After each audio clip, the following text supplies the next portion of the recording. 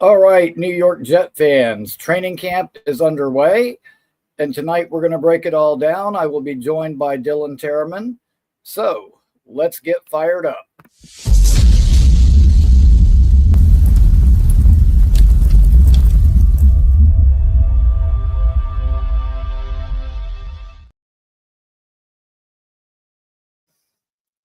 It has been an eventful day today, and tonight we're going to have our very first official guest. We will be joined by Mr. T, Dylan Tereman.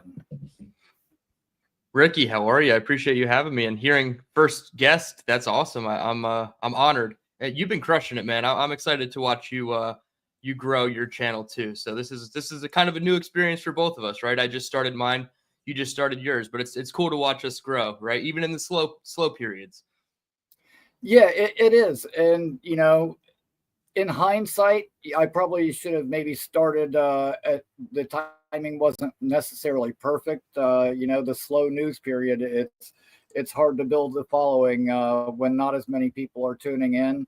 But training camp is here.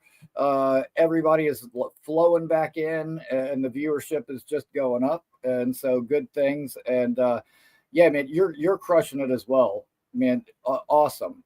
Putting out a lot of really good content, and so tip my hat to you and to all my fellow content creators. Like, for those people that think like, oh, anybody can start a channel, you're just sitting behind a mic talking. There is so much more that goes into it than just that. You know, uh, Jake Asman is the master. Like, I've only got like 4 or 5 video clips, so it's easy for me to find stuff. He's got like 500. So the speed with which he can locate one of those and play it, like as someone is in mid sentence, is just remarkable to me. And there's lots of uh, different content creators. Hold on just a second. Okay, my YouTube The decided to infamous Rickie unmute itself internet. sentence there all of a sudden. At any rate, um, yeah, like there's so many different content creators, and everybody's a little bit different. Everybody's got a little bit different flavor, so there's something out there for everybody. uh you know but yeah, man, I'm looking forward to watching your channel progress and my own, and looking forward to this year. I appreciate So it. Yeah, I mean, I feel like there's a big five, right, in the content with the Jet space that I kind of model my game after, like Jake, Matt O'Leary, Richie, Ian from Jet Central, and like Boy Green. Like you take a little bit of each of their games and you kind of figure out what works best for you, but you kind of find your avenue and everything kind of smooths itself out. And now that we're ramping up into football, I think we avoided a massive one today, and we'll get into it. But if the Jets are even slightly okay at football, Rickie, like I feel like it's just going to benefit us as content creators that much more because of how passionate this community is. So I'm really looking forward to it for obviously the Jets' sake, but also the community's sake, and just growing it out and seeing how far we can make this go. oh yeah, because I mean, look at the great shows we managed to pull off when things are going bad. Can you imagine if we're really kicking ass, how much fun this is going to be? I'm Yeah. looking forward to it. And yeah, I mean, the Jets fans, we went full Matrix today. We were like Neo dodging the bullets.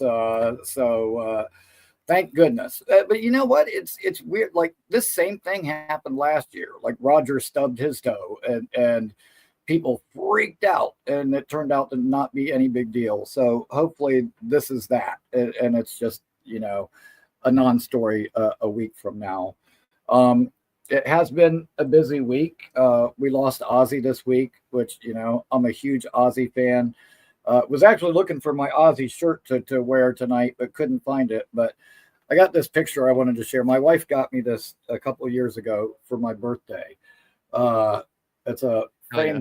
framed photograph of the great Randy Rhodes. And yeah, man, eventful week to say the least. But let's go ahead and get right into it. I'm going to let you do the offensive side of the ball, and I'll do the defensive side of the ball. And we'll just kind of break them down by position groups. And kind of go from there.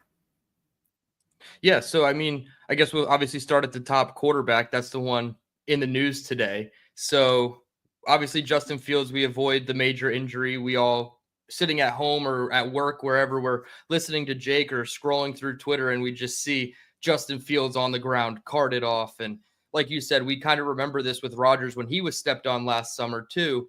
But my brain immediately went to the 2023 summer when Rodgers strained his calf, because that was such a foreshadowing moment of that weak calf and that Achilles later popping a couple weeks later in week 1. So I was just worried more for that sake. I didn't go full ACL Achilles with Justin Fields. I was worried, obviously, because I want the season to end before we even get to the month of August. Like, that would just be a new height for the Jets, or a new low, really. We shouldn't say a height for the Jets to end their season before August. But it all comes down to Fields. Obviously, we know who Tyrod is as a backup. I think he's one of the best backups in the league. And quite frankly, you can go stack him up. And I probably wouldn't trade Tyrod for most other backup quarterbacks, except for the fact of health, right? And I feel like Tyrod gets you through 3 or 4 games. He can't get you through 13 or 14 games. So I like what we have in Tyrod Taylor. He seemed to do well today. Adrian Martinez is coming along, kind of breaking through as that QB3 over Brady Cook from Missouri. And then at the top, you have Justin Fields, who, in my opinion, I'm not as optimistic as most people, but I still see the vision and the path if everything goes right for him to kind of revitalize his career in like a lighter sense of Baker, Geno, Darnold, maybe like one tier below that, where he doesn't get the mega deal, but he's still a $20-25 million quarterback when the season is over. So I'm pretty optimistic on Fields. I'm not sure your entire perspective on him, but I can see him throwing for 3,000 yards, rushing for another 800, and hopefully in the range of 25 touchdowns total, I would be okay with for Fields. Yeah, and I'm not going to lie. When it first happened, like when I was first reading the report about it, my mind did go straight to the Achilles, only because they said like he stood up, then sat right back down, and like The I just Rodgers got that thing. Yep. and I was like, oh God, no. And luckily, before I started really panicking, the later reports started coming in, and I was able to calm myself. But yeah, man, it was very stressful for a few minutes there for sure. All right. So then if you want me to move on to running backs, I can. To me, this is obviously a 3-headed backfield. I don't agree with the running back by committee. I would prefer Breece Hall get 75+% of the workload until he proves that he can't handle 75% of the workload. And even if you want to stretch that 75% or plus for him to be a pass catcher, right? I want him to be on the field for 75 to 80% of the plays on offense. If we have 70 plays on offense, I want him to be on the field for at least 58 to 60 of them, right? Like, he needs to be a focal point in this offense until he proves that he can't. He's finally coming into an offseason 100% healthy, it feels like, for the first time in a couple seasons.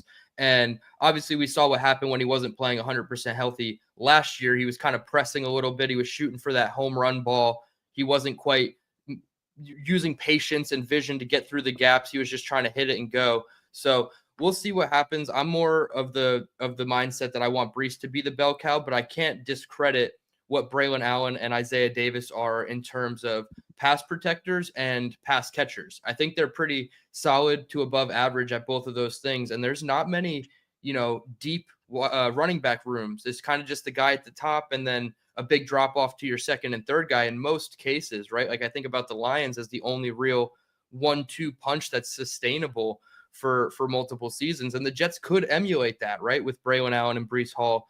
And then you sprinkle in Isaiah Davis as your kind of scat back and like your third down back if you need him. He's honestly just like a little, like, I know they called Doug Martin the muscle hamster, but that's kind of what I feel like when I watch Isaiah Davis, is that similar type of thing. And then I'll throw in Kene Nwangu, the running back / special teams guy who scored the touchdown against Seattle last season. He gave us some pop in special teams. So if you're going to keep a fourth running back, I'm choosing him over, I guess, UDFA Zach Evans or Donovan Edwards, right? So I would pick 4 right now for my 53-man projection in Hall, Allen, Davis, and Nwangu, but I could see them just keeping 3 and going heavier somewhere else, like perhaps wide receiver. Yeah, I completely agree with that. And yeah, special teams is going to be a way that somebody's going to make this team. Like, Hmm. there's no, two ways about that. Um, I'm curious to see how the Sangstrom offense looks, but I do think that Brees is going to play like that Jameer Gibbs role. And, Hmm. they're going to throw him the ball a lot. I've said it before. I think he'll finish second in receptions behind only Garrett. And I can't wait to see competent coaching staff get him the ball in space. And so we can really see what he's capable of. Because people have been all over Brees, trade him. He's not that good, everything you can think of. But like I was saying this the other day on Boy Green's show, what's the longest carry that Braylon Allen has had in his career? It's 20 yards. Prior to Brees getting hurt, it was one handoff, 73-yard touchdown. Like, I mean, there's a big difference there. And, Yeah. when early in Brees's career, we were all saying, like, dude, he can score from anywhere on the field. And, like, I think people forgot that. After Brees got hurt, that next year, all of a sudden, we've got a different running scheme, which I was worried about to begin with. When I hear Saleh say, oh, I think this new running scheme is going to fit his style better. And I'm thinking, the guy took one carry, 73 yards to the house. How much better does it need to be? And Hmm. so it's like the old adage of if it's not broke, don't fix it. And combined with Keith Carter being our O-line coach, and from there, coming off the injury, Brees was both misused and criminally underused. Hmm. The guy never had 20 carries all of last year. So I think it was really a combination of things working against him. But I have faith that we are going to see the best version of Brees Hall this year. Yeah, I'm in agreement, and that's not trying to be too homer because I know I've said that a lot about other players on the roster, but Brees is certainly somebody that I see having that, regress back to the mean type of season. 2024, it's not an anomaly, and it's hopefully just an outlier for a lot of these players, but I do think we can get back to what these guys were in 2022 and 2023 with more competent coaching. I will say schematically with Brees, I feel like he does a lot better when there's a pulling guard or a pulling tackle and guard. So you're talking about your power concepts and your counter concepts where you get like AVT or John Simpson out in front of him in space and allow him to just kind of, you know, not even have to diagnose anything. Just the play kind of runs naturally for him. So I think those situations will help him more and just get him out in space, one cut and go. He finds the hole and he's, like you said, 73 yards and nobody can catch him. I think that's what's the best part too is he's not like blow you out of the water like speedy fast, but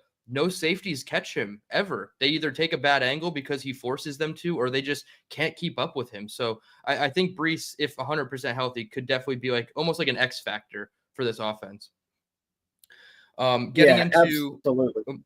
yeah, getting into the wide receivers. I guess my thoughts really it's just Garrett and who. Like that's really like the kind of the headliner for this whole thing.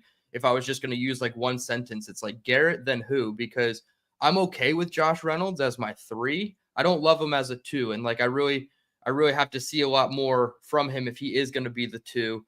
Alan Lazard, is that your 3? Like if they come out in 11 personnel on their first third down play, 3rd and 9 yards, let's say, who's their 11 personnel? Is it Garrett and Lazard and Reynolds? That's kind of uninspiring to say the least. So I'm not really thrilled with the top line as it currently stands. Does one of Tyler Johnson, Arian Smith, or Malachi Corley become that guy? Hopefully. My flag was always planted firmly on Malachi Corley being something in this league. Maybe I shouldn't root for my favorite draft picks to go to the Jets when we know what the history is with these draft picks. They don't pan out. So Malachi Corley, I'm still leaning towards him just as a personal favorite. Arian Smith's going to make the team. But can Tyler Johnson be that guy who supplants Xavier Gibson or Alan Lazard on this roster? And then you can, possibly trade Alan Lazard. You're probably not going to get anything for Gibson. But if you get rid of one of these wide receivers, it kind of opens the path for a guy like Corley. But I think you're probably going to keep 5 on your 53-man roster. Garrett, Reynolds, Lazard, Johnson, and then Smith are like the locks, and then maybe you have a sixth in Gibson or Corley. So I'm really concerned on how they're going to, use the wide receiver room in its totality. I don't expect them to be a high, output production in this offense. That's going to be running backs, tight ends, and Garrett only. And then who of the UDFAs or the holdovers from last year can stick out with like Pokey Wilson, your guy, Brandon Smith, Quentin Skinner, Jamal Pritchett. I think Demir Miller's from Rutgers still here. Like, can one of these guys pop off? And I think Brandon Smith is the guy right now who's in like the limelight of the media as like he's making good catches, and he might be the guy who's emerging. Does that turn into a roster spot, or does that just turn into a priority practice squad spot? So I think it comes down to a numbers game at wide receiver the most. I start with 5. You could possibly squeeze in a 6th, and then it's roster gymnastics to find a 7th, even if it is just for special teams. Yeah, and I agree with that. Now, like you were saying, 11 personnel. The reason I might be okay with seeing Reynolds and Lazard trot out there is because they're both really good blockers. And so, if we're going to run it, sure. As pass catchers, no, that is definitely uninspiring. Like Reynolds, I think he'll be solid. Nothing to write home about, but solid. And I understand him being here is similar to like Lazard last year. He's familiar with the offense, familiar with the terminology, and he can help bring the other guys along. So that's a benefit that happens off the field. We might not be seeing it, but that's something he can at least add.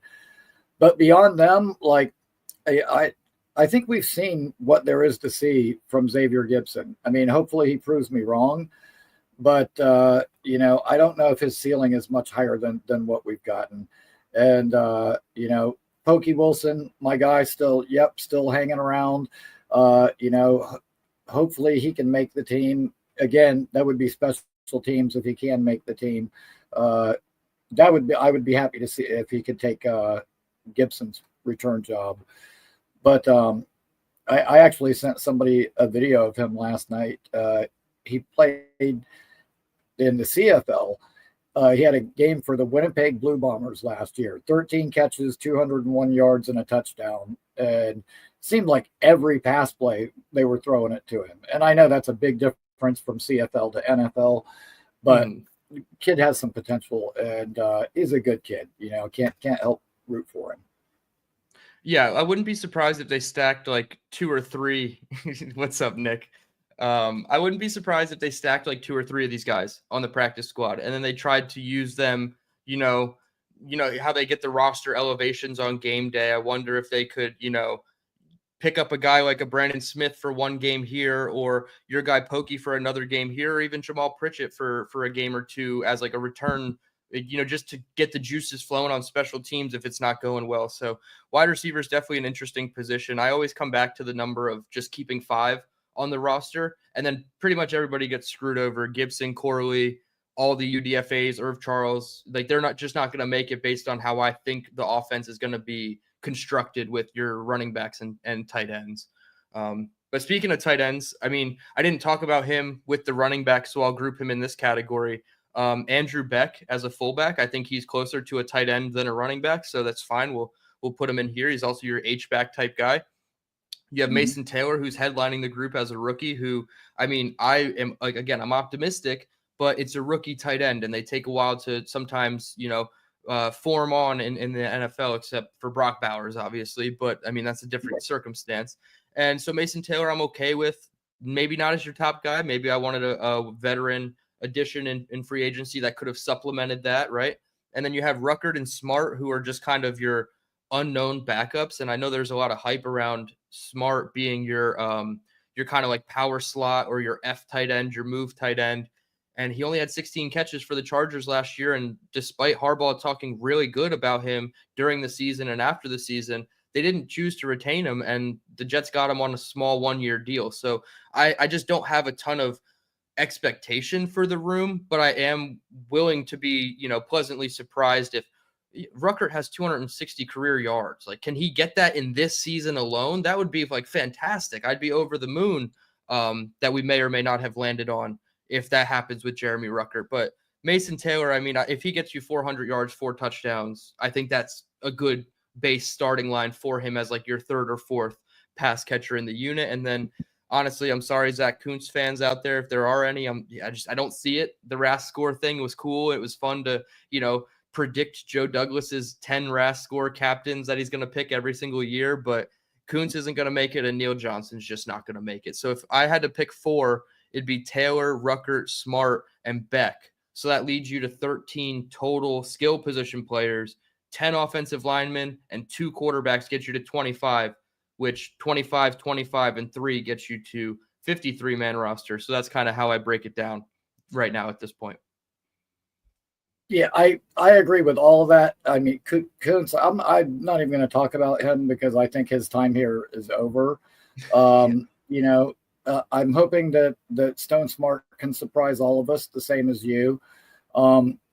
Taylor, I think they're going to, maybe just have like certain calls, certain packages for him in the beginning to get him involved. And then his involvement will probably grow as time goes on.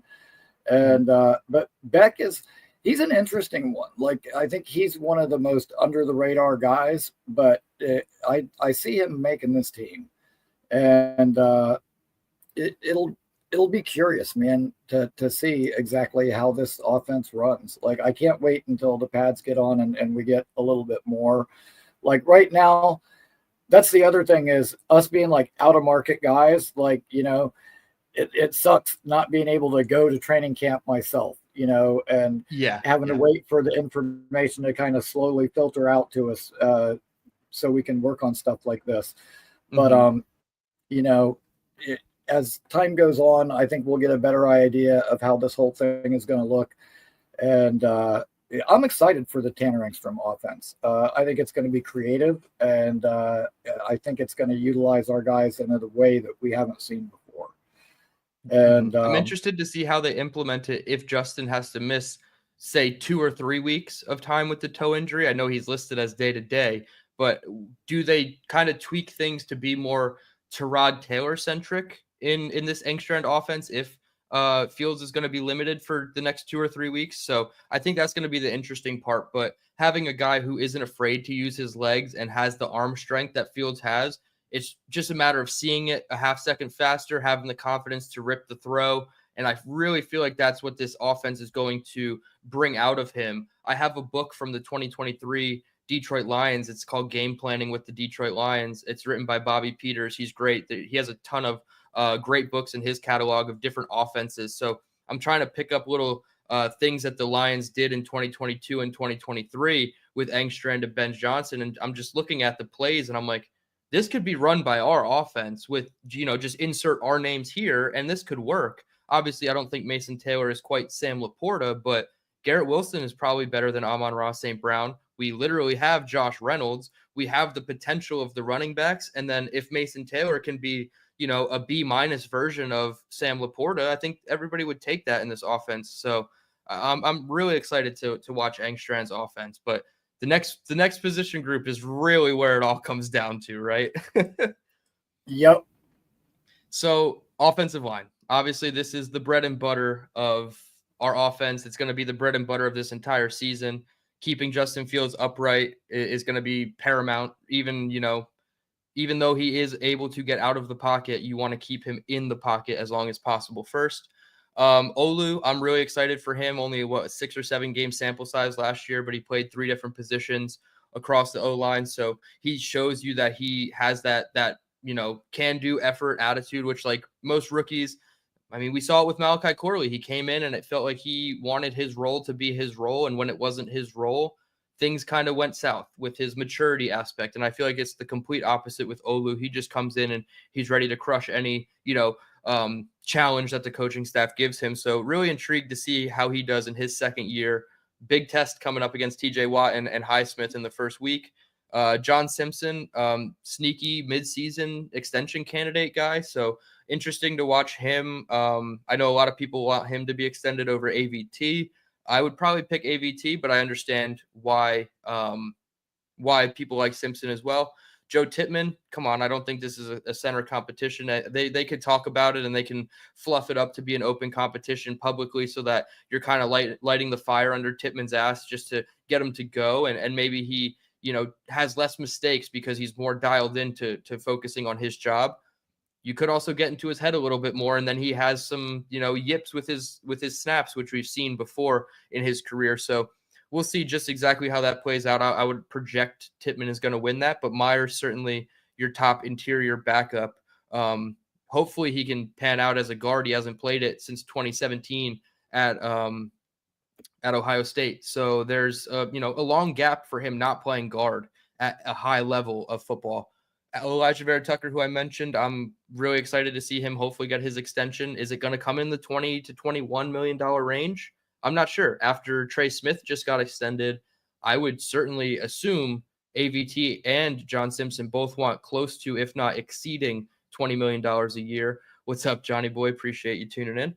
And then Armand Membu, I don't subscribe to Chuks Okorafor being the starter in any capacity. I understand some people want to, limit the rookie lumps, but I say if it's close, you play the rookie and you deal with the lumps and you let him learn. And if TJ Watt gets the best of him in the first quarter of week 1, you strap Mason Taylor to his ass or Jeremy Ruckert to his right hip, and you make sure that they get 3 or 4 hands on TJ Watt and Highsmith. So I'm really intrigued for Membu. Can he be that mauler that you saw like against Oklahoma in certain games, and then he kind of dialed it back in other games? So I want to see it 100% of the way with Armand Membu, but I love his footwork. I think his pass protection, his ability to get to the landmark in pass pro is really special.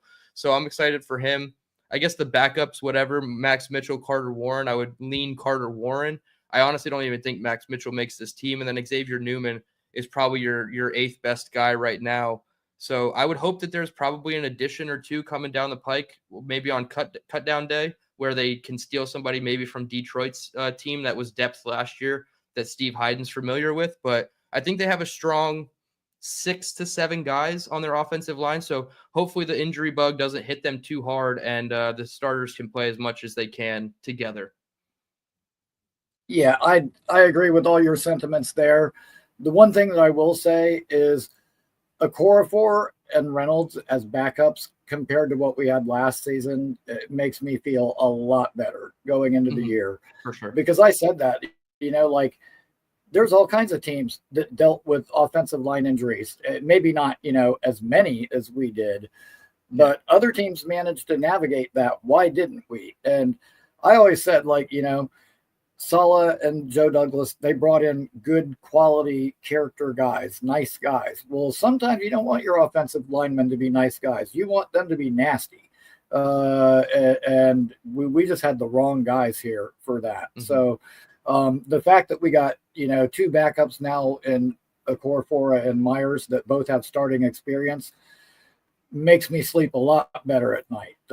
So yeah, I think that group, it may take a little bit to gel, but I'm really excited about the potential of that group moving forward. Mm-hmm. So yeah, and Incel Allen brought up a good point. He said, I don't trust Okorafor. He quit on his team last year. I know a lot of people excuse it because it was the Patriots, and we love to just shit on the Patriots and anybody who hates the Patriots is like a true Jet. It is a concern, right? He played like 2 series for the Patriots at left tackle, not his natural position where he started 50-plus games in Pittsburgh at right tackle. They flipped him over to the left side. It wasn't working out for him, but then he did just kind of quit on the team. So it is a weird kind of area. I trust the coaching staff. They're the ones that do the due diligence and the background checks on these guys. They interview them. So if they come away and they're okay with that, then, I'm okay with it too. Would I be okay with Okorafor as the starter? And then you had hypothetically Tyler Warren as the starting tight end and Ariante Ursary as the backup pushing to start over Chuks Okorafor? No, I would not want that in any capacity. So I'm glad that we have somebody ahead of Okorafor where Carter Warren could be your backup left tackle if things happen, and he can play his natural position at right tackle. Yeah, absolutely. Absolutely. And that does give you pause when you hear that he quit on his last team, but Aaron Glenn said that he talked to him, that Okorafor explained the situation to him. And, so I don't think it was exactly how it appeared from the outside. So if Glenn was comfortable with his explanation, who am I to question it? But I think that group will be one of our, stronger groups as the year progresses. And all right. Well, That being said, we're going to flip it over to the other side of the ball uh, real quick before we get to the defensive side. I have a quick public service announcement from the King. Listen up! All you incredible people out there looking at your computers, looking at your phones, make sure you like and subscribe to Rickie New York, baby! JETS! Yes! Hell yeah. Oh, yeah. Hell yeah. Absolutely. You got to get fired up. Yeah, I am fired up. And, I love defensive football. I'm not as worried about the spot next to Quinnen as some people are. You know, I have faith in Noddy as a run stuffer. I know he doesn't offer much in the pass rush, but I think that's going to be more of a rotation where you'll have Noddy on early downs and then a combination of Leonard Taylor and why am I blanking here? Cowart on the passing downs. And so I'm comfortable with our interior. If I had a worry, honestly, it would probably be depth at defensive end more so than defensive tackle. We saw what happened when we lost Jermaine last year. I have full confidence in Jermaine coming back and coming back strong. And so, but one injury to either him or McDonald, and, that could spell trouble. The less we see Michael Clemens, the better, in my opinion. Who knows? Maybe Glenn can unlock something in him, get him under control where he's playing more disciplined. I'm not holding my breath for it. I know we've seen a little bit from Weaver, but I would say if there is an addition coming in the near future, I would say that would probably be the group that would get added to. Just my opinion. But yeah, I mean, pass rush is going to be integral because, like, if we got the guys in the back end to lock down, which it looks like we do, the pass rush should have time to get there. And I've talked about that before, that kind of symbiotic relationship between defensive backs and defensive line. If the pass rush is creating pressure, balls get thrown off time or off platform, it gives the secondary opportunities to pick it. If the secondary's got guys locked down, it gives the pass rush time to get there. So, they both help each other when they're functioning the way they're supposed to. Do you have any thoughts on the D line? Yeah, I got a little bit of heat on Twitter yesterday because after Aaron Glenn said what he said about Michael Clemens being the prototypical football body that everybody would want to be and that he plays with power and they want him to continue playing with power.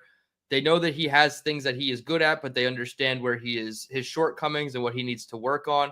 I said that he's the third defensive end on this team, and I caught a lot of heat for it. And realistically, he's only the third one on paper. But when we get into the games, Rickie, he might be the starting D end week 1 against the Pittsburgh Steelers if Jermaine Johnson can't go. And even if Jermaine Johnson is healthy, he's probably not 100%. He's going to be on a pitch count. Like, let's just say 12 to 14 snaps for Jermaine Johnson. That's a lot of work for Michael Clemens or Tyler Barron, Eric Watts, Rashad Weaver. So, like, yeah, I agree. The depth at D end is pretty scary hours after, you consider the fact that JJ is not 100%. And even if JJ was 100%, you would still want at least one guy that you felt more comfortable with than Michael Clemens. I don't foresee them going after Jadeveon Clowney or Zadarius Smith, at least not at this moment. Maybe something else happens and God forbid you suffer another injury at the position and then you have to go out and get a guy, right? But I'm so nervous that 72 is going to be the starting D end on 1st and 10 against the Pittsburgh Steelers, and they're just going to expose him. They did the individual drills at practice yesterday, and the team put out a video, and the first line was Clemens, Cowart, Quinnen, and McDonald. So that might be your pass rushing set or your first down base alignment set on 1st and 10 against the Steelers, and it doesn't inspire a ton of confidence, but I do understand that where I see the defensive interior and where the coaches see the defensive interior is just not aligned right now. And we're going to have to figure it out. I would rather be wrong, but I would more so rather them be right. It's not a matter of me being right. It's the team having to be right. Like, I don't care if I'm right. I truly don't. I care if the team gets it right, because I can get it wrong and the team could also get it wrong. Right. And then it's just, it's shit. So Yeah, I'm more of a Leonard Taylor, the third guy. I think Kohler is going to get that first crack at the pass rushing job, but we can't discount what Nandi did for Chris Jones in Kansas City, I think. So I feel like there's room for one of these guys, two of these guys, potentially three of these guys to, like you said, be in a rotation. It's not just going to be, okay, these two guys are always out and then we're going to switch and these two guys are always going to be out. It's not the solid way anymore up front. We don't necessarily need 8 really elite pass rush bodies, but we need about 5, right? And I don't think we have 5 right now. We might have 3.5. So I'm a little nervous right. about on the D line and everything like that, to your point. And I can come around to feeling okay about the interior based on their opinions of the interior players, not just how I feel about the interior players. Right, 100%. Like what their opinion is that I mean, we all have our opinions, but we only see so much. They see these guys day in and day out every day. Said, I trust Aaron Glenn's opinion. So absolutely agree with that. Moving on to linebackers, and this is going to be quick because we got a pair of the best linebackers in the league. I think both Quincy and Sherwood are both going to be phenomenal this year. And I know that, everybody seems to think that Quincy will be gone this year. Nobody pays 2 linebackers that much. The cap is going up so much, like, by next year, Sherwood's pay may not be that high. A couple of guys get paid, and all of a sudden, Sherwood could be lurking towards bottom of the top 10 money. And I think that they'll find a way to keep Quincy on this team. Super excited about both of those guys. The depth behind them, again, kind of a question mark. Is it going to be Zaire Barnes? Is it going to be the kid we drafted? Like, we don't really know. And that would be a really hard position to evaluate without the pads being on. So we'll see how that unfolds. But linebacker, definitely not worried about.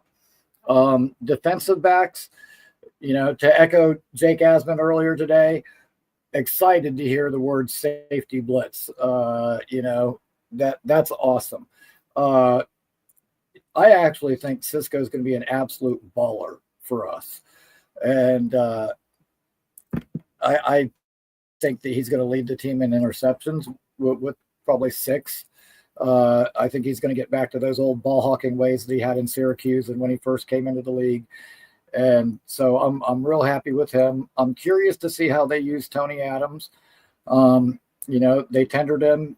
Glenn said they have a plan for him. So again, I'll trust the coaches.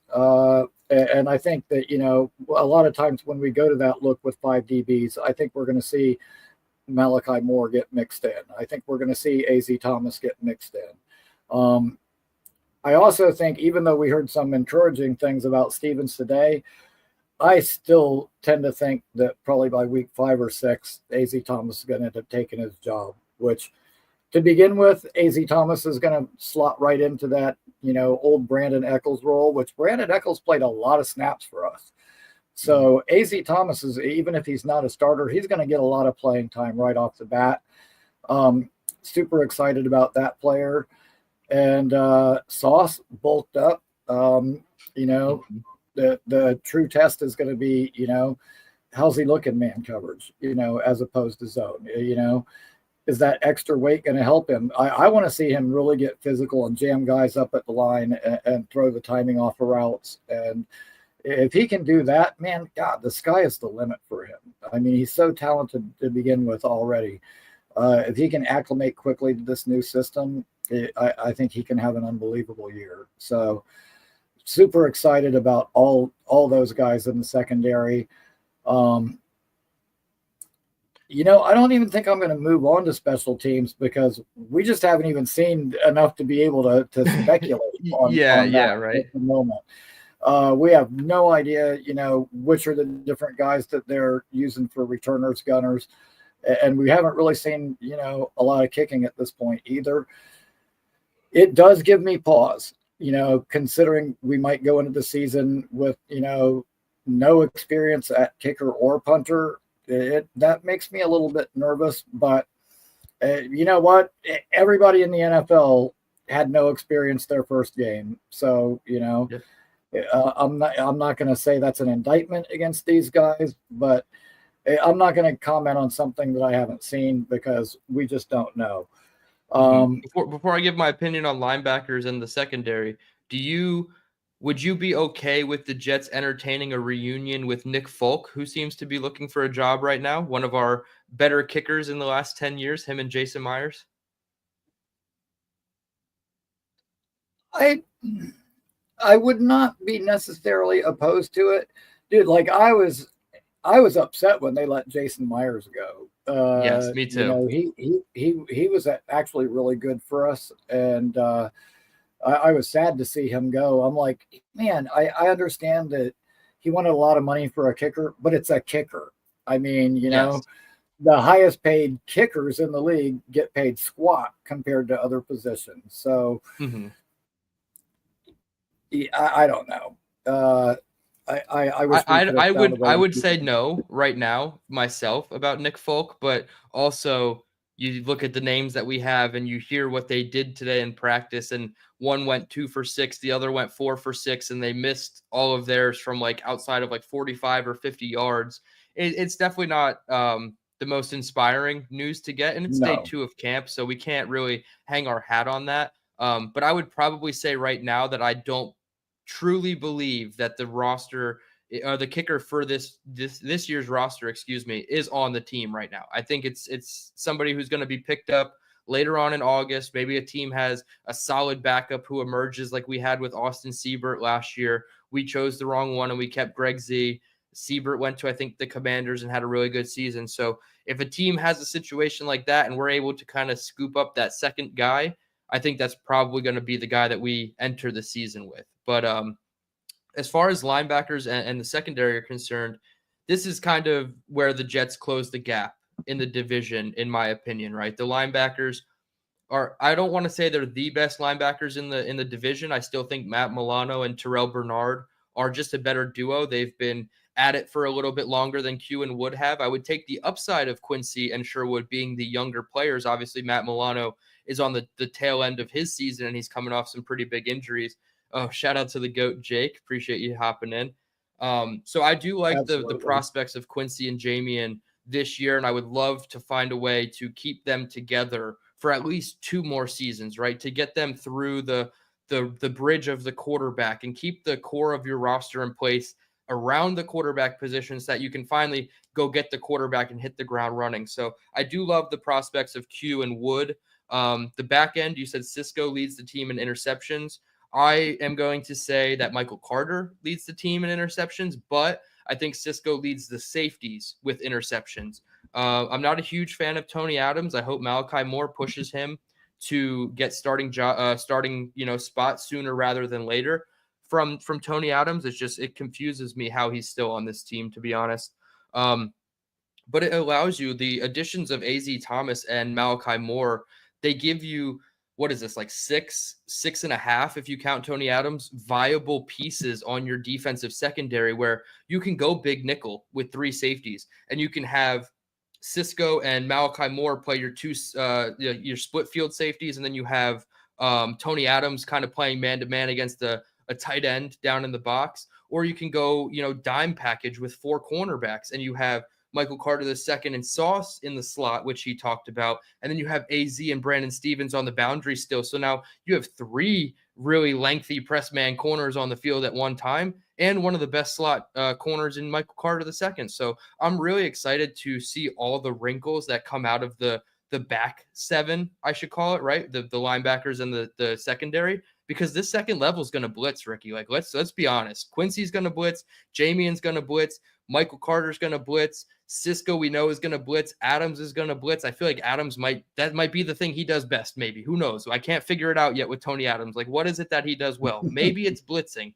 So one of these guys is going to be blitzing more often than not. So I'm really excited for this back seven. And I think this is where, Steve Wilkes said we're going to drive the boat from the back. And I know that logically doesn't make sense because you don't drive the boat from the back. But at the same time, it's not going to be how Saleh had it, where up front dictated everything. And if you lose at the point of attack at the line of scrimmage, your play might be shot, right? You're just banking on a one-on-one PBU on the outside from DJ Reed or Sauce Gardner. Now at this point, like you said, you're jamming them at the line. You're disrupting the timing of the play. The quarterback gets to his 5-step drop, and you got to hit an out route, a timing out route. There's no way if you're getting jammed up against Sauce or Stevens that you're going to be able to get around that in the timing of the play. So really excited for these DBs. And that's, to me, it's the head and shoulders of this entire football team is the secondary and the offensive line. Absolutely. And like you were saying, where we could see that look that's got Carter and Sauce both in the slot. When they, try moving their number one receiver around, it'll be curious to see how we counter that. And yeah, man, I'm looking forward to it. I think there's going to be a lot of things, schematically speaking, that we see out of this team this year that we haven't seen in recent years. And that's what's got me so pumped, man. Like, we've got real football people, steering the boat now. So I can't wait to get the season underway. Dylan, I know you work in the morning, so you can't go super, super long tonight. Do you feel like taking a few calls? Yeah, let's hang out for like 15, 20 more minutes. We'll take some calls. Absolutely. All right. Well, first up, we got Johnny Boy. Hey, what up, guys? What's up, Johnny? What up, Be careful Johnny? driving. Oh, yeah. Now I'm in on my thing. I'm about to pull over and talk to you guys real quick, and it'll be pretty quick. So I want to first and foremost, killing it tonight, both of you guys. This was awesome, man. Rickie, keep doing your thing, man. This is awesome, dude. Awesome. But I wanted to ask you guys, bench, start, cut. AZ Thomas, Stiggers, and Stevens, and the reasoning behind the choices that you guys are going to pick. I appreciate you guys. Keep killing it, man. Peace, peace. Right on. Have a good night, Love Lucky it, Johnny man. Boy. You want to handle it first? You want me to handle it? Wow, that's a tough one. I would say, I'm going to homer out a little bit here and say Thomas start.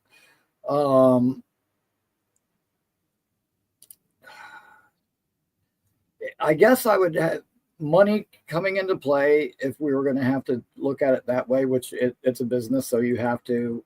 I would have to say Thomas start, Stevens bench, and Stiggers cut. Although I would hate to cut any of those guys, but like if you had to pick one, I guess that's the way I would go with that. Yeah, unless there was some magic way where we could loophole this and we don't have to surrender any money by cutting Brandon Stevens, maybe I would just go back and cut Brandon Stevens to save all that money. But we know we've already doled out the guarantees and everything like that. So we're going to factor in realism into the equation. I would probably agree with you, but just to be devil's advocate, I'm going to say Stevens start, AZ Thomas bench, and cut Stiggers, even though Stiggers is probably going to have to stick on the roster, right? I think JBC is more liable to be cut out of the cornerback room, if anybody. But yeah, Stevens is a tough sell to put on the bench at $12 million. And I love AZ Thomas. Like, I'm a huge advocate of him starting sooner rather than later. I just don't know if push came to shove right now today, I would want to put him in over Stevens. I still think Stevens plays very well. It's just like he plays 95% of the play, damn near perfect. He's in your hip pocket. He opens his hips. He's fluid with his movement. He can run with you in space. He's not going to like get beat maybe on like those shallow crossers and stuff like that because he is such a lengthy corner. He doesn't have the agility to do all those things. But even the clip with Garrett yesterday, Stevens was right in his hip pocket. It was great coverage, but just in a greater catch, right? And that's what Garrett Wilson does. Do I expect every wide receiver going up against Brandon Stevens, our cornerback too, to do all those things that Garrett can do to him? No, absolutely not. So I still think Stevens deserves to start for the meantime, but I'm keeping an eye on how long the coaching staff's leash is, because my leash for him is not long at all. Good question, Johnny boy. Yeah, I'll agree with all of that. Like, money wise, yeah, Stevens is definitely going to be the day one starter, and I got no problem with that. As much as I like AZ Thomas, like, I wouldn't want him starting from day one. I think he's in a perfect situation where he still gets a lot of snaps, playing that Brandon Eccles role, and as he gets acclimated, as he gets more used to things, gets used to the speed of the game, maybe his playing time increases, and eventually, yes, I think he'll overtake Stevens. But dude, having 3 big, long, fast corners like that does not hurt my feelings at all. No, and, which is funny because we have a cornerback as a coach, and he's all of 5'9", 185 pounds when he was playing, and now he's stacking up on these just big trees on the outside. And I mean, I think it complements the fact that you have such a really good slot corner in Michael Carter II as well. So I just love the way that they've built out this room. And AZ might have been almost like, God's gift falling into their hands at 73, and they didn't anticipate it. So they spent, decent free agent money on corner. But if you have an embarrassment of riches at your strongest position, which is a premium position in this league, God forbid Stevens goes down and now you have to play AZ Thomas, but you're hoping that the drop off in production isn't much at all, if any, right? So I think the way that they've handled the situation is good, even if we don't agree with the Stevens contract in hindsight, right? But we can't use hindsight when we have the free agency before the draft, which I think should be switched.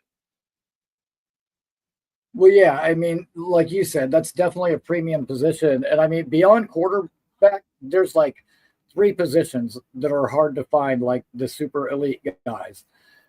And that's your corner, your pass rusher, and your left tackle. Like beyond quarterback, those are the 3 hardest things to hit on consistently. And it certainly doesn't hurt my feelings to have 3 big corners like that.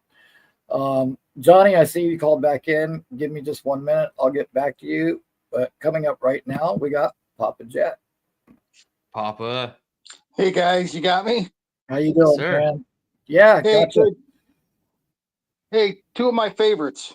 And I'm not trying to kiss your ass or nothing, because there's no reason to kiss your ass. So, but you guys are good together. Seriously, you might want to think about doing this a weekly thing, because guys are good.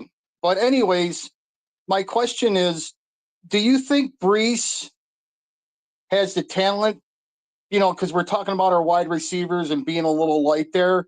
And I'm not saying full time, but do you think Breece has the talent like Pittsburgh used Bell when he was in Pittsburgh, like lining them out wide on some plays? Yeah, I would 100% line Breece up out wide. And I said this, I believe, on Jake's show. If you want to use both your running backs on the field at the same time, Braylon Allen might even benefit from having Breece Hall lined up in the slot, right? Because then more eyes, maybe a linebacker's drifting out of the box to go with Breece, and you're lightening up the box, and now Braylon Allen can run downhill against a 5-man, 6-man box. Hopefully you get a hat on a hat with the offensive line. Braylon's just got to beat one guy in the hole. He's been known to do that. So I think there's definitely an element of that they need to tap into, but it also is going to help Breece being out wide, right? He's going to get probably 80 targets, maybe even more in this offense. It's going to be crazy to see how many targets he gets when the last 2 years, it feels like every single Jets fan has been clamoring for more targets for Breece in the pass game. Yeah, and I don't know what his route tree would be, but you would still have to account for him, you know? So screenplays to Breece Hall, right? Just something we haven't had success with in so long. And I feel like it's just so easy and it's right there for us. Yep. Okay. Well, that's all I had. But yeah, guys, keep up the good work. And guys are like PB and J, so I would think about doing a weekly show together. We go together like lamb and tuna fish, right? Yeah, or Itchy and Scratchy, or Ren and Stimpy. I don't know. Hell yeah. Pinky in the brain. Yeah. We'll see you next time, guys. Thanks, Definitely Papa. appreciate it, Papa. All right, man. Have a good night. Yeah. So yeah, good combo. So we can just call this the R&D department. I like that that. works. I like that. Look at Rickie being creative. I love it. What's up, Johnny boy? All right, last question. You have to pick these wide receivers in order. Wide receiver 1, wide receiver 2, and wide receiver 3. Arian Smith, Xavier Gibson, and Malachi Corley. And why would they be at wide receiver 1, wide receiver 2, and wide receiver 3? All right, guys. Appreciate it. All right, man. Johnny boy. Goodness, here. This is Here tough. he's This is throwing a us a lot tougher than curveball. his first question. This is a lot tougher than his first question. Props to you, Johnny boy. You want to take it first, or you want me to take it? Oh God! So we've got Corley, Smith, and what was the third one? Gibson. Oh God! Wow. Yeah, yeah, he's killing us. Okay, and let me specify first of all, this is going to be ranked 1, 2, 3 out of those 3 guys only, because I have a real problem saying wide receiver 1 with any of their names behind it. Yeah, right. Good Lord.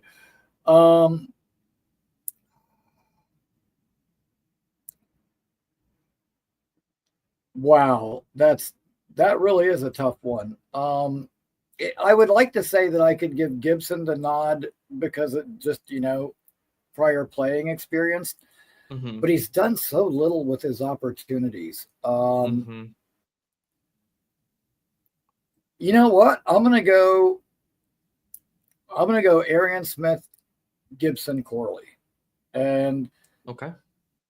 And I'm not one of those people that prescribe to the theory that Corley made one mistake and that's why he never saw the field. I think there were the issues with his maturity and his attitude played more into that than just the one play that we all saw that everyone likes to comment on. And I don't know. Hopefully that kid can get his head screwed on straight. This is the thing, like how Garrett and Sauce always talk about iron sharpen iron. Like you always hear guys say, if you want to be the best, you got to beat the best. I want to go against the best competition. So when I think back, people saying like, oh, well, Corley turned down the NIL money and he wanted to stay in West Virginia. Like, is it really NIL money? Or like, did he want to stay in West Virginia where he could like pummel other small program players as opposed to going against Alabama or Georgia or whoever? So, and I mean, I can't hold it against him where he went to school, but I was worried about that a little bit with him, the level of competition, him coming out. And I'm thinking, you know what? He may not be able to run guys over like that in the NFL. And, I don't know. He's just such an unknown for me. I hope he proves me wrong. I hope he makes me eat my words and he turns into a really good, fun chess piece for this team to be able to use. Yeah. Like I said earlier in the episode, I'm just one of the biggest advocates of Malachi Corley during the draft process. That being said, I'm going to pick Arian Smith as my number 1. I think what he can do as far as taking the top off your defense, you can line him up isolated in the formation. He can just get the one-on-ones and you hope that he can beat him over the top or, try to beat him on an out route or a comeback route. I think he caught a nice low pass on an out route today. So he's not just running vertical and running post patterns, and he could do the screen stuff as well. But I think he probably has the closest chance to be the full route tree guy. So I would pick him as number 1. I would pick Corley as number 2 because he's your short to intermediate guy. And although I do say my wide receiver 2, I'd probably still line him up in the slot to give him that two-way go where he can go outside, go inside, those zig routes, those like little darts, the one-step slants across the middle, shallow crosses, stuff like that. And then obviously the screen game mostly for Corley over anybody else in this list.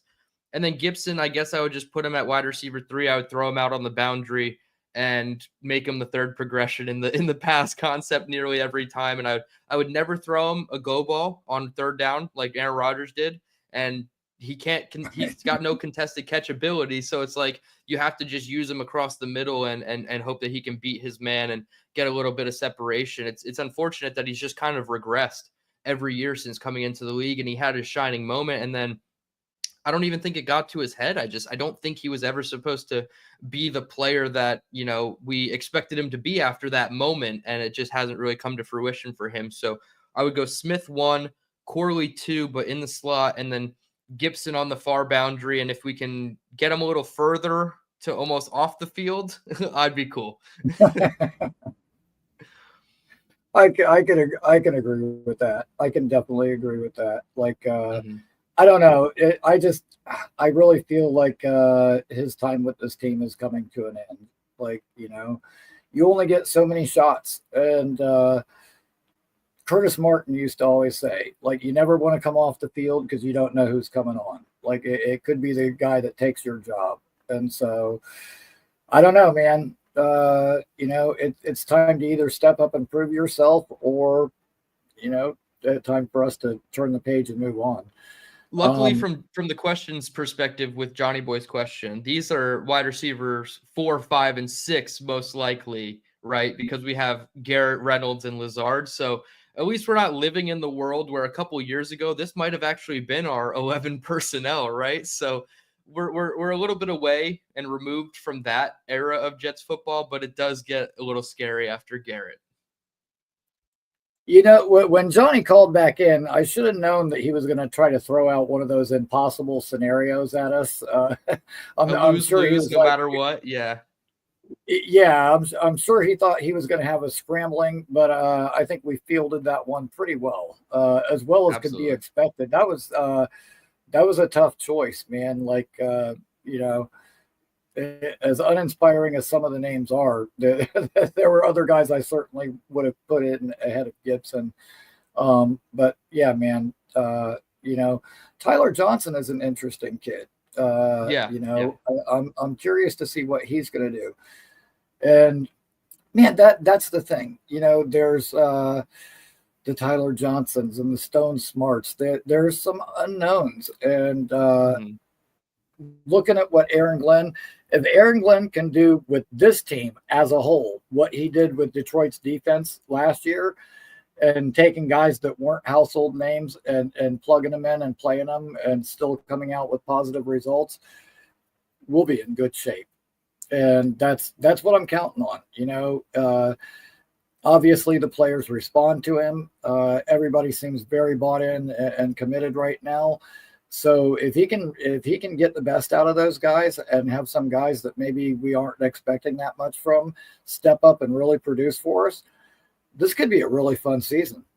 Yeah, absolutely. I keep calling this the discovery year for Aaron Glenn, right? He has to discover what's on this roster and see what pieces fit, what they can fit in terms of tailoring their offense around the personnel, which I think is a stark contrast from what we've normally gotten. Even guys like Mike LaFleur, who I really liked at OC, he ran his offense. And if you couldn't run the offense, you just weren't a fit. So now it seems like they're taking the approach of, okay, we have guys like Stone Smart and Tyler Johnson and Jeremy Ruckert who haven't really done too much in their career, but we see a vision where we can use this to our advantage and hopefully draw up some plays that are new for this personnel specifically. That, there's a wrinkle of what he's done in his past in Detroit or Michigan or San Diego under Harbaugh. But yeah, I do think the fact that they're going to build it around who they have, and it starts at the quarterback, right? The offense is going to look different from Fields to Rod Taylor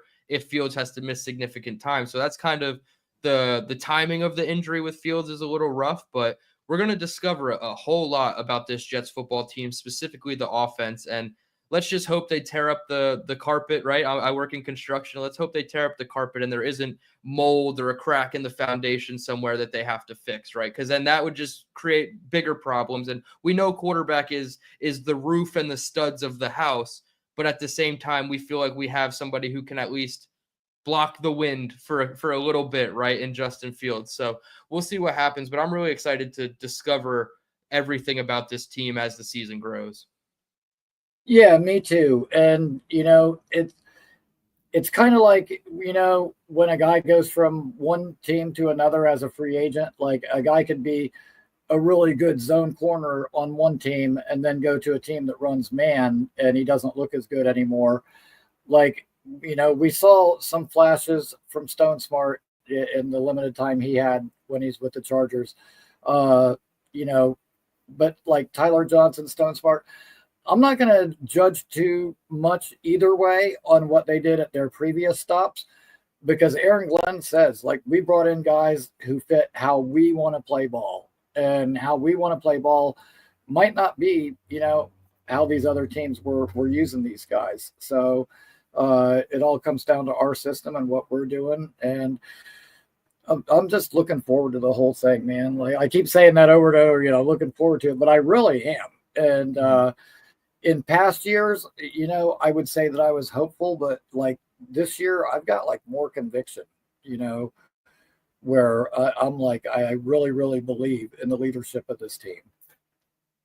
Mm-hmm. Yeah, it feels like we're run by grown-ups now, right? And that's not necessarily a shot at the old regime. It just seemed like whatever tactics they took, whatever processes they took, they just fell short in terms of the NFL standard. And now it kind of shows. They went back and they all went to their previous jobs. Saleh's back in San Fran, Ulbricht's back in Atlanta, Joe Douglas is back in Philadelphia. So they probably just weren't ready for the New York spotlight to really take on those higher roles at the NFL level. So we'll see. I think we're run by grown-ups now, and a little bit more accountability, hopefully a lot more aggression and physicality, and, just more competitiveness. And, I think when you combine the three of those things all together, maybe you have a one game short of the playoff type season and you surprise everybody when you have absolutely zero expectations. But yeah, I agree with you. I'm not as excited as I was under the Aaron Rodgers years, but I'm just as hopeful that things can work out well. And maybe that's just me being a fan and hoping for the best at the same time. But I have a little bit more optimism as far as the structure and the bones of the franchise and the organization when it comes to front office and coaching staff. Now I feel like there's more simpatico with ownership and everything. And it's going to make everything run a lot smoother. And hopefully the results come with that. Yeah, I agree 100%. And, it's funny, as you were talking, I guess it never really occurred to me that all three guys did go back to their previous jobs. Like, they all landed right back where they came from. But you know what? Robert Saleh, you hear this all the time, this phrase, was a student of the game. Well, guess what? Aaron Glenn wasn't a student of the game. He played the game. And there's shit that you just can't learn in a book. You got to do it. Yep. And that's where I think the difference is with the coaching we have now as opposed to what we had before. Aaron Glenn has been there. He's done that. He's been a part of winning teams. He knows how it's built. He knows how things are built when it's going right. And he knows how it was built when things have gone wrong. And that just gives me, so much more peace of mind knowing that we have that kind of leadership in place. And dude, I was all optimistic at the beginning of the Aaron Rodgers era, but as the year progressed last year, it just became so painfully obvious that our coaching was a major issue, and it just seemed to get worse as the year progressed. So, having this leadership in here now, and I was the Aaron Glenn guy from day one. As soon as we started looking for a coach, I knew who I wanted. And I've said it before, he was in our scouting department. He worked in the front office. He probably, and dude, at your job, you probably know who's a good worker and who's a clown. Okay. Mm-hmm. The fact that he was part of this front office, he probably knew who had loose lips. He probably knew how some of this news was getting out all the time. He knew about problems that have plagued us that a guy like Vrabel or Flores or anybody else might not have known about. Like, I truly feel like he was the best candidate for the job. He didn't blow up the roster, but we've made a lot of changes, not just to the coaching, but to the front office that didn't happen with previous regime changes. And I think it's going to make all the difference in the world. Yeah. So I'm very confident in the direction that we're headed. Yeah, one last comment here from Stack. He said Nate Hackett goes back to the Packers on the defensive side. That's true too. So that's a fourth person from our coaching staff that went back to where they, I guess, had their most success, right? Obviously, he's on the defensive side of the ball now, but you're seeing that more and more, almost as like a defensive quality control type of person. And I understand that it says defensive quality control, but that just means you're studying the defense for the offense, right? Like, so if you're an offensive quality control coach, you're studying the defense to help the offense. So he is studying defenses to help the offense. So that's why he's on the defensive side of the ball, in my opinion, right? I think that's just how that is being worded, is like getting taken out of context. Like, oh, he's a defensive coach now. No, he's just helping the offense through the defense, which is a new wrinkle that the NFL has been taking on. But yeah, Rick Kent, absolutely. He's a loser through and through for sure. Well, you know what? I have to say, I think that sounds like a really good fit for him, because Hackett has been doing wonders for NFL defenses the last 2 seasons. So I think that's a great fit for him. That is very fair. That's very fair. All right, man. Rickie. I'm going to start winding this down. I know you can't stay super long because you work tomorrow. I work tomorrow, but not till at night. But man, thank you so much for coming on. I had a blast talking with you, and we'll definitely get together and do this again sometime soon. I had a great time, and go ahead. If you got anything coming up on your channel that you want to plug, go ahead and let the people know what you got cooking.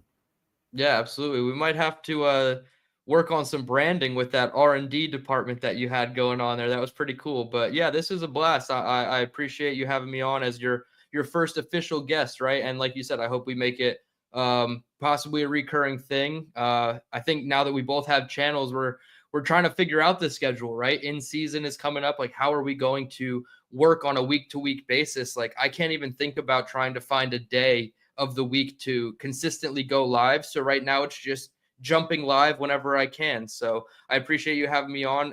Most people know by now it's just at Dylan Tereman on YouTube.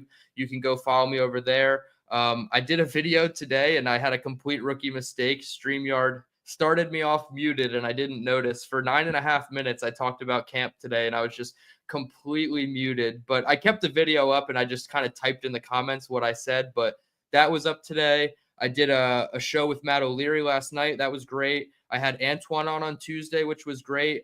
He gave a ton of insights about training camp.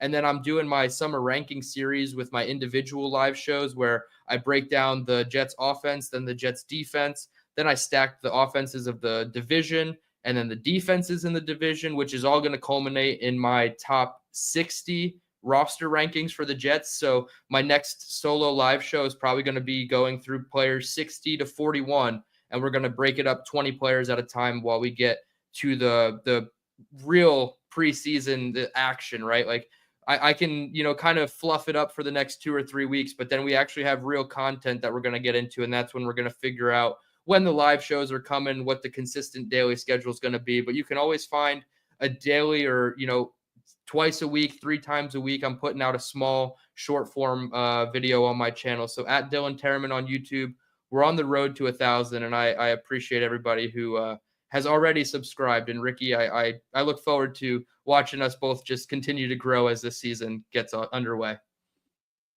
Right on, man. Definitely. And like I said, appreciate you coming on. Had a great time. You were a great guest. Yes. I really like how in-depth you get with all your answers. Very well thought out. I can tell you do the research, and me, I'm a nerd at heart. Man, I love doing the research. I love doing my homework and really digging in and trying to find different perspectives to look at things that maybe some of the other channels aren't talking about. I'll definitely be watching for the content that you got coming up. Looking forward to it. With myself, I have like this weird alternating schedule at work where one weekend I work, the next I don't. So sadly, my YouTube schedule is going to have to kind of follow suit. But this upcoming week will be the weekend that I have off.